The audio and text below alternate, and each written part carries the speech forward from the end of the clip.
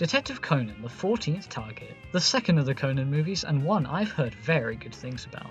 Right off the bat, whew, this film was a bit of a tearjerker. This film wasn't only able to be on par with the first film, but I actually liked it even more. The movie story is basically people related to Kogoro in some way are being murdered, and playing cards are being found at the crime scenes, each of them being related to a number between 1 and 14 as the numbers count down. So the main cast need to figure out who corresponds to each number before they end up dead. It's a really interesting idea, and a great way to have a ton of characters in the movie without feeling forced or cluttered. I thought the first one had a cinematic and intense ending. Like, damn, this one was absolutely amazing. It was intense but gave the audience time to breathe. And the ending.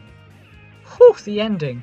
I wish I could say more, but, you know, spoilers. I will say this though, something related to Kogoro and Ran is a plot point, and the way they resolve it is amazing. It's really heartwarming. Speaking of Kogoro, he was surprisingly badass here. Times like this really go to show that he isn't just some Inspector Gadget type character who could never be effective. It's just spread out, so when it does happen, it's all the more powerful. Conan and Ran's relationship is also explored here, along with Kogoro and Ran's relationship. This was not only great to see, but they worked together to bring me close to tearing up. Why I didn't actually cry? It was really powerful, and actually made me like Kogoro even more than I did before. If a movie is able to change my opinion of a character from one of my favourite series in general, then that goes to show how effective this film really was. I also didn't see the villain coming this time! They had clues, but none was super obvious. If the mystery is hard to figure out, then that makes me like the film a whole lot more. Speaking of things I enjoyed, the environment. The climax takes place in this undersea restaurant, and it did a great job of helping the climax stick in my head. Also in the climax, Conan was really badass too,